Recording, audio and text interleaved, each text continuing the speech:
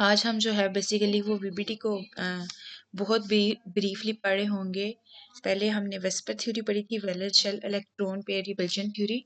And इस theory का जो मेन थीम था या जो बेसिस थी वो ये थी कि इलेक्ट्रॉन पेयर्स के बीच में जो रिपल्शन होती है ना, that repulsion eventually designs the whole structure of a molecule.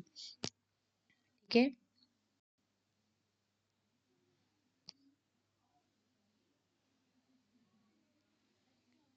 तो हम आज उसी से कंटिन्यू करेंगे जहाँ से हमने कल बात छोड़ी थी। अच्छा, तो हमने सबसे पहले पढ़ी थी हमारी VSEPR theory.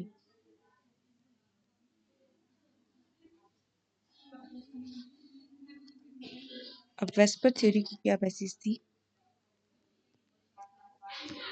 If you recall it a little bit, तो वेस्पर थ्योरी हमें कहती थी कि जो हमारे बॉन्ड पेयर्स है ना, pairs of bond have repulsion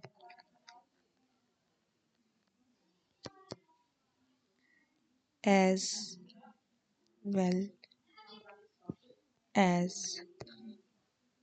lone pair of electrons,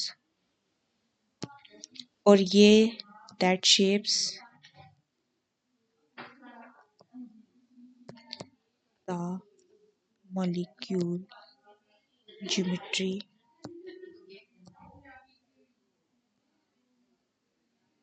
and designs its reactivity and nature.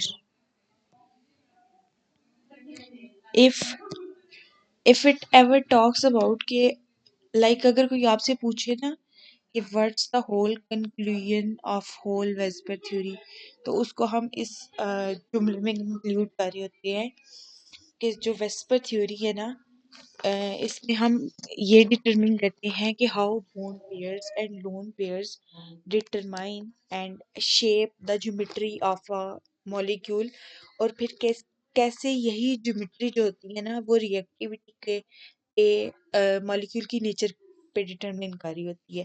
ठीक है, तो that was the whole essence of our VSEPR theory. आज हम एक न्यू थ्योरी की बात करेंगे। इस थ्योरी का जो एसेंस है, जो इसकी बेसिस है, that is a little bit like different from our VSEPR theory. यहाँ पे वीबीटी की हम बात करते हैं।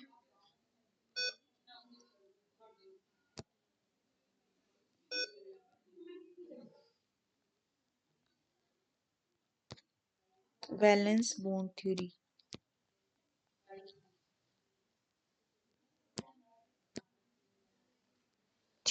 अब इसमें पहली चीज समझ लो कि इसमें हम जो है ना वो हमारे वैलेंस शेल की बात कर रहे होंगे। वैलेंस शेल अगर आपको याद हो तो that is the outer outermost shell of atom। जो भी एक एटम होता है ना, वो हमेशा तभी रिएक्टिव होता है जब उसका शेल कंप्लीट नहीं है, उसने ऑक्टेट रूल और डुप्लेट रूल को फॉलो नहीं किया हुआ, वो तभी रिएक्ट करेगा। If a certain atom we have a element जो कि ऑलरेडी बहुत स्टेबल है, उसका जो लाइक वैलेंस बॉन्ड है दैट इज कंप्लीटेड, और उसका ये जो शेल है लास्ट वाला ये कंप्लीट है। जैसे कि हमारा ग्रुप 8 है, ग्रुप 8 को हम ऐसे भी लिख रहे होते हैं रोमन में।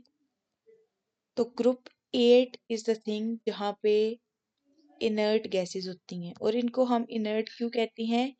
They don't react, non reactive. अब उनके नॉन रिएक्टिव होने की रीजन क्या होती है? उनका ये जो लास्ट वैलेंस शेल है ना ये कंप्लीट फिल्ड होता है। तो हमेशा रिएक्टिविटी की बात हम तभी करेंगे जब एटम्स स्टेबल नहीं होंगे, जब रिएक्ट लाइक ना जब उनमें और एटम्स या तो गेन करने की एनर्जी होगी या शेयरिंग की कैपेसिटी होगी, तो एक एटम जो कि अपनी जगह पे निहायत स्टेबल है वो कभी भी जो है ना उस जगह से मूव नहीं करना चाहेगा।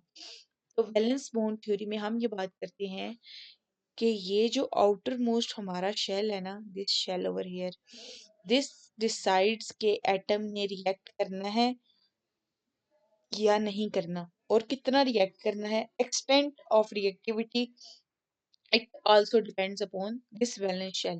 तो हम इसमें ओवरऑल ना हमारे वैलेंस शेल इलेक्ट्रॉन की बात कर रहे होते हैं। अब लास्ट सेशन में there was one of my students, और उसने ये क्वेश्चन किया था कि ma'am why don't we talk about these shells, ये रिएक्टिविटी में पार्ट क्यों नहीं लेते। तो हमने ये बात की थी कि जो वह हमारी रिएक्टिविटी है ना वो हमेशा अनफिल्ड या पार्शियली फिल्ड शेल से एसोसिएट करती है। अगर एक शेल कंप्लीटली फिल्ड है तो वो रिएक्टिव नहीं होता। तो ये जो शेल है ये कंप्लीट फिल्ड हुए हैं तो जो इलेक्ट्रॉन्स है वो नेक्स्ट शेल की तरफ मूव किए हैं ना। जब हम ऑफ पाउ प्रिंसिपल के according electron pairing electronic configuration कर रहे होते हैं, तो जब एक शेल में एक ऑर्बिटल में इलेक्ट्रॉन कंप्लीट होते हैं then we move towards the next one. तो अगर हम यहाँ पे नेक्स्ट पे मूव किए हैं that mean this one is completely filled. तो इसका मतलब ये है कि ये कंप्लीट फिल्ड है, तो then we will be moving towards our next shell. तो इसकी रीज़न यही है कि यहाँ पे हम रिएक्टिविटी हमेशा जब भी रिएक्टिविटी को डिस्कस करते हैं not in valence bond theory but also in other theories, तो we always talk about our valence shell, क्योंकि उससे पहले जो है वो कंप्लीट है, they don't need to react. तो रिएक्टिविटी हमेशा तभी होती है जब एटम को स्टेबिलिटी चाहिए होती है, तो उनको वो स्टेबिलिटी ऑलरेडी प्रोवाइडेड है, गिवन है, तो वो कभी भी जो है ना रिएक्टिव नहीं होंगे। अब हम इसके थोड़ा बैकग्राउंड की तरफ जाते हैं कि it was first proposed by Hitler and London in 1927. These are the important names associated: Hitler and London. And after that it was redeveloped, ये ऑलरेडी प्रपोज की गई थी लेकिन इसमें फिर कुछ अमेंडमेंट्स कुछ चेंजिंग्स जो है ना वो पॉलिंग ने भी की थी। एंड पॉलिंग का नाम इस थ्योरी में जो है ना it's really it's his work is really commendable. तो हम यहाँ पे क्या बात करते हैं कि जो वैलेंस बॉन्ड थ्योरी है ना उसके अकॉर्डिंग जब एक एटम है हमारे पास वो दूसरे एटम से बॉन्डिंग करना चाहता है, ये भी पार्शियली फिल्ड है और ये भी पार्शियली फिल्ड है, तो they overlap with each other and this overlapping here this cause the bond formation. तो बॉन्डिंग तभी होगी when there is this overlapping, और ओवरलैपिंग के लिए ज़रूरी है कि इनकी जो न्यूक्लियस है ना वो अलाइन हो। तो हम फिर दो तरह की यहाँ पे बॉन्डिंग्स की बात कर रहे होते हैं, हम बिल्कुल मेन पॉइंट्स इसके बिल्कुल एंड पे डिस्कस करेंगे। Here we are talking about कि वो ओवरलैप करेंगे partially filled orbitals. Valence bond तभी होगा जब एटम पार्शियली फिल्ड होगा, जब वो कंप्लीट फिल्ड हो जाएगा they become inert and this is their overlapping. और ओवरलैपिंग हमेशा तब होती है when they are sharing a common region in space, उनका एरिया सेम हो। तो हम यहाँ पे दो तरह की ओवरलैपिंग की बात करते हैं और ओवरलैपिंग से दो तरह के डिफरेंट बॉन्ड्स बनते हैं। तो हम पहले उन बॉन्ड्स को डिस्कस करेंगे। First we have here is sigma bond.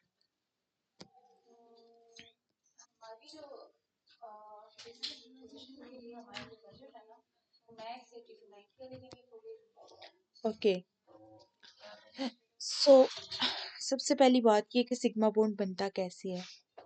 जब एक ऑर्बिटल एक दूसरे ऑर्बिटल से लीनियर ओवरलैप करता है then sigma bond will be formed and any first bond linear overlapping and any first bond between two atoms.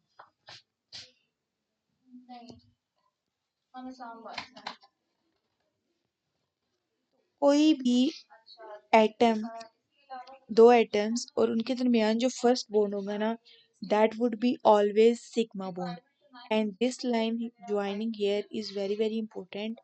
अगर इसको हम बॉन्ड एक्सिस भी कहते हैं, एक्सिस हम उस एक लाइक सेंट्रल पॉइंट को कह रहे होते हैं जिसके इर्द गिर्द बॉन्ड रिवॉल्व कर रहा है, that is the integral part of anything, तो उसको हम एक्सिस कह रहे होते हैं। यहाँ पे बॉन्ड एक्सिस की बात की जा रही है, तो bond axis mean the integral part of the bond, so there is this invisible line that is connecting both bonds, and that is our bond axis. So this joins both the nuclei, and this is the overlap here. And आगे उसने आपको examples दी है कि ये एडोन overlap हो रही है,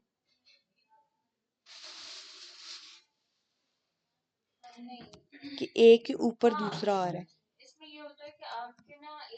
this way. S हमने क्योंकि बात की थी कि एस जो भी हमारे पास होते हैं, these are spherical, s orbitals are spherical, तो उनमें कुछ इस तरह का बॉन्ड बनता है।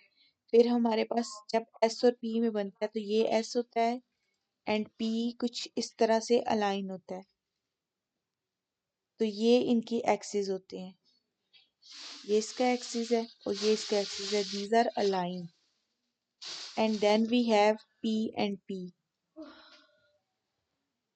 उसकी कुछ इस तरह से एक्सिस होती हैं।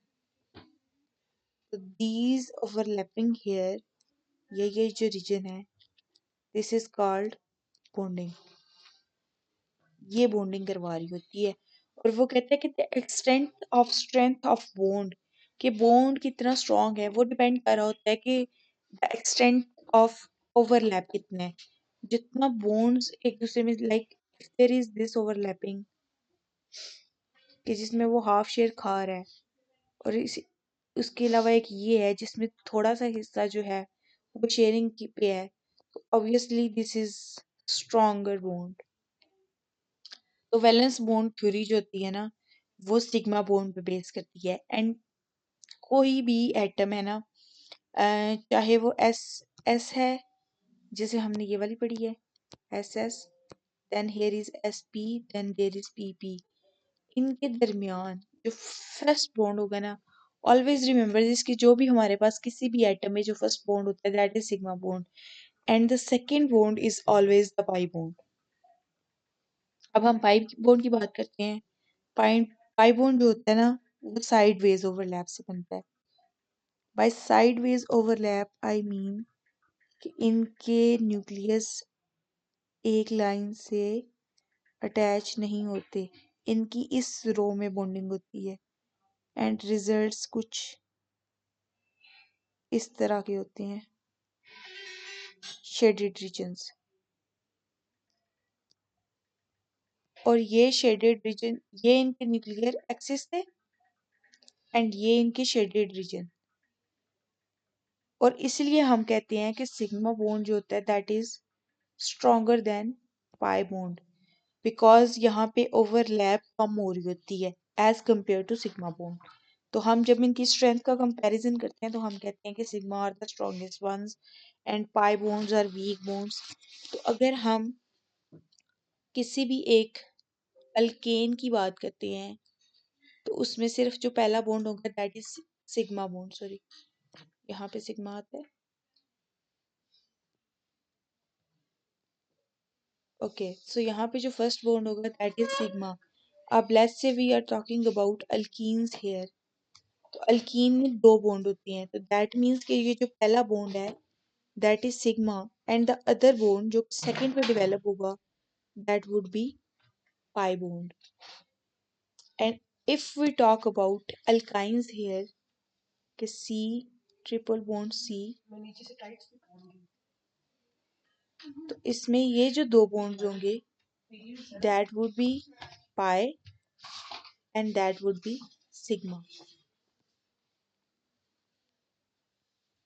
अब यहाँ पे उसने स्ट्रक्चर ऑफ इथीन को डिस्कस किया हुआ है. It would be a better demonstration for you to understand कि आप इसमें देखो जो कार्बन कार्बन फर्स्ट बॉन्ड आ रहा है that is our sigma bond, और कार्बन हाइड्रोजन जो बॉन्ड बन रहा है that is also a sigma bond. अगर आप इसको गौर से देखो, और ये हमारे पास कुछ इस तरह की ओवरलैप आती है, sp ओवरलैप. आगे जब आप हिब्रिडाइजेशन के टॉपिक पढ़ोगे तो आपको ये बॉन्ड्स बहुत हेल्प आउट करेंगे. So these are the bonds that are really important. और पाई बॉन्ड जो होता है ना मोस्टली वो पी वाई और पी वाई में बनता है, बिकॉज जब हमने शेप्स ऑफ ऑर्बिटल का टॉपिक पढ़ा था, अगर आपको याद हो तो, let me just quickly revise it for you. Okay, तो हमने ये पढ़ा था जब शेप्स हमने हमने पढ़ी थी कि ये पी एक्स की शेप होती है, and then this is p y and this is p p g. तो ये जो होती है ना, ये सिग्मा बॉन्ड बना सकता है p x and p y, p x and s. लेकिन पी वाई और सिग्मा नहीं बना सकते क्योंकि इसकी न्यूक्लियस ये है एंड इसकी न्यूक्लियस ये है, इनमें ओवरलैपिंग नहीं हो सकती. सेम गोल्स विद जी. अब ये अगर इसके साथ लगेगा, ये अगर इसके साथ लगेगा तो ज्योमेट्री नहीं बनेगी. सो ऑलवेज रिमेम्बर दिस कि जो एस के साथ पी बना रहा है ना वो हमेशा हमारे पास पी एक्स होता है, and p y p g they always form pi bonds. अब यहाँ पे अगर आप देखो तो उसने आपको जो है ना वो डिमोन्स्ट्रेट किया हुआ है कि पहले सिग्मा बॉन्ड हमारे पास बने, and then the other one is pi bond, and then carbon and hydrogen, it's also a sigma bond. फिर आगे उसने ना एप्लीकेशंस बताई हुई हैं कि अगर हमारे पास सिंगल बॉन्ड बन रहा है तो हमारे पास वाटर की जो है, अब वाटर में हाइड्रोजन में जो होता है दैट इज अवर, हाइड्रोजन के पास ना एक सिंगल कार्बन होती है, सिंगल इलेक्ट्रॉन होता है. तो दोनों के single single that is one S. तो एस में है तो दैट मीन्स कि ये फर्स्ट बॉन्ड बनाने जा रहे हैं, तो ये इनका सिग्मा बॉन्ड होगा. अब पहले हम इलेक्ट्रॉनिक कॉन्फ़िगरेशन करते हैं, देन वी डिड्यूस के इसने बॉन्ड, इसके बॉन्ड की टाइप क्या होगी, whether it's s s, whether it's s p, and whether और इट्स पी पी. तो यहाँ पे अगर हम फ्लोरीन की बात कर रहे हैं तो फ्लोरीन में पीजी का होगा, तो वो दोनों एक जैसे हैं, तो they form a sigma bond. Then here we have h and f. अब h and f is a little tricky, इसमें हम दोनों की कॉन्फ़िगरेशन करेंगे. अब पी एक्स है and then we have s. तो ये सिग्मा बॉन्ड कुछ इस तरह से बनेगा. This would be symmetry, sorry,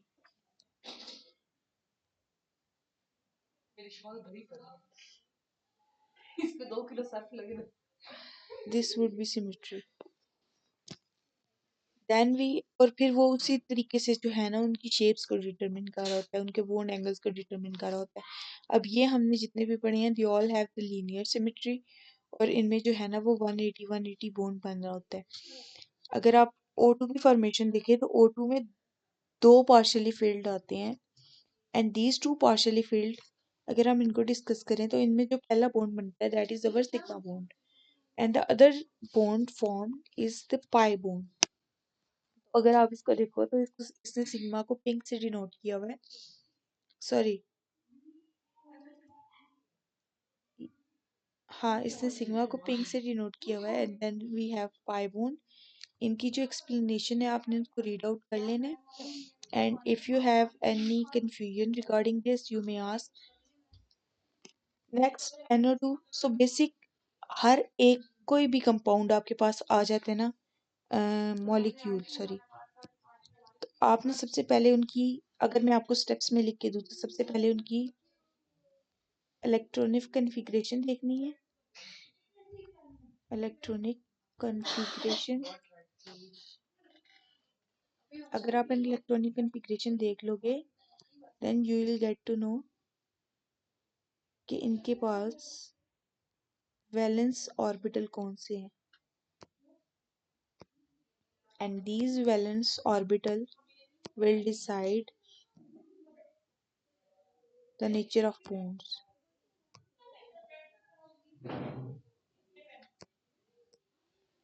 तो ये हमारे पास बेसिक रूल आ रहा होता है और फिर हम इसकी सिमेट्री ड्रॉ करते हैं। ठीक है, अब यहाँ पे आपने एक चीज़ का बहुत ख्याल रखना है। द मेजर मिस्टेक जो हम अक्सर स्टूडेंट्स कर जाते हैं वो ये है कि इलेक्ट्रॉनिक कन्फिग्रेशन करते हुए अगर पी में 3 है तो दैट मीन्स कि पी के तीनों जो ऑर्बिटल्स हैं they are partially filled. It doesn't count mean के जो पी एक्स है उसके पास 2 हैं, पी वाई के पास 1 है एंड पी जी के पास 0 है।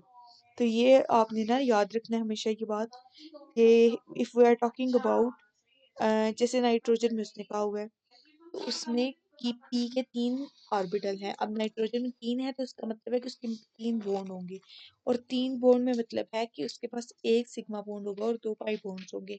अब उसने उसकी एक्सिस ऑफ रोटेशन आपको बताई हुई है, ये जो बिल्कुल सेंट्रल लाइन को शो कर रहा है। अगर हम वेरी फर्स्ट बॉन्ड देखें जो कि कुछ इस तरह से उसने डॉटेड शो किया हुआ है, ये डिटरमिन कर रहा है कि हमारे पास ये सिग्मा बॉन्ड है और जो ऊपर वाले दो हैं साइडवेज ओवरलैप वो पाई बॉन्ड को शो कर रही हैं। और ये हमेशा याद रखने की बात है कि पाई बॉन्ड जो होते हैं ना these are like they are not the single ways interaction. Sigma bond क्या होती है, हमारे पास एक ही लाइन पे ओवरलैपिंग आ रही होती है, लेकिन पाई बॉन्ड की इंटरेक्शंस ऊपर से भी होती हैं नीचे से भी होती हैं, तो वो उस लिहाज से अरेंज्ड होती हैं। That was your topic for today. I hope आपको इसमें सब कुछ क्लियर हो गया होगा। If you still have any queries you may ask.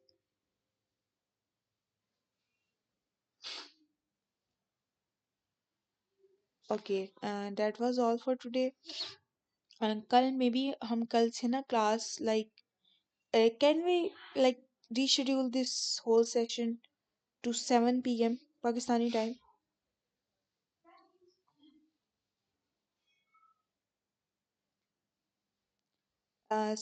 7 p.m. Pakistani time, तो I guess that would be okay कल से। और आपने टाइम पे एक्टिव होना है क्योंकि अब मुझे एकेडमी ने बोला है कि if you are not present in the class so you no